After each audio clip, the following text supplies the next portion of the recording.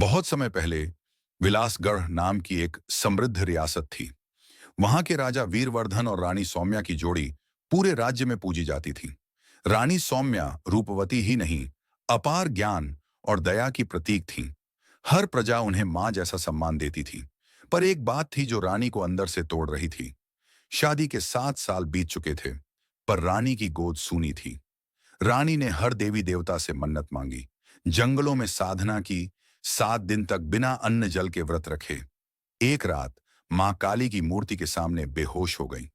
उसी रात उन्हें सपना आया, तेरी गोद भरेगी, पर याद रखना, जो तुझे मिलेगा उसे छोड़ना होगा, वरना पूरा राज्य बर्बाद हो जाएगा। सुबह रानी की आंखों में आशा भी थी और डर भी। कुछ महीनों बाद रानी ने एक सुंदर पुत्र को जन्म दिया। पूरे राज्य में उत्सव मनाया गया। नाम रखा गया अरण्य। पर तभी महल में एक वृद्ध ज्योतिषी आया। वह कांपते हुए बोला, रानी, ये बालक अगर महल में पलता रहा तो 21वें दिन के बाद यह संहार का कारण बन सकता है। इस पर अंधेरे का साया है। इसे छोड़ना ही राज्य की रक्षा है। राजा ने मना कर दिया, मैं अपने खून को नहीं छोड़ूंगा। पर रानी चुप रही। 21वें दिन की रात सब सो रहे थे। रानी ने अपने बेटे को चूमा, अपनी साड़ी में लपेटा और महल के पीछे बहती नदी के किनारे जाकर उसे बहा दिया। अगली सुबह सब जगह शोक फैल गया। राजकुमार गायब है। राजा वीरवर्धन टूट गया।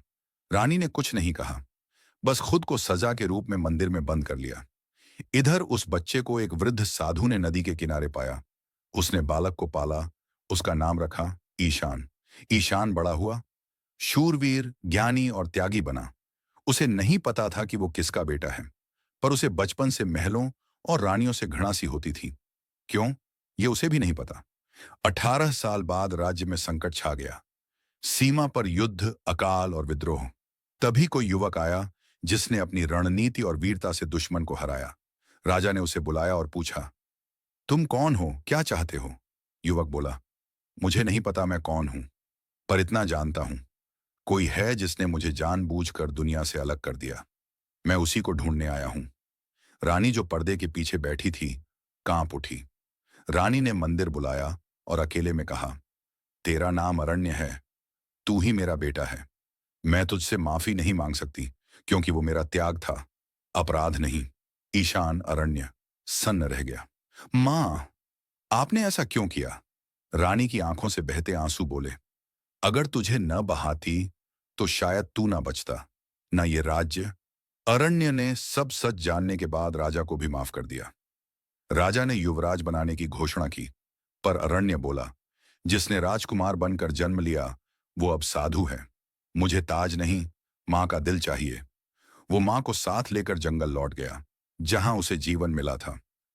एक मां का प्यार त्याग भी हो सकता है। कभी कभी जो दिखता है क्रूरता, उसके पीछे छुपा होता है समर्पण का सबसे बड़ा रूप।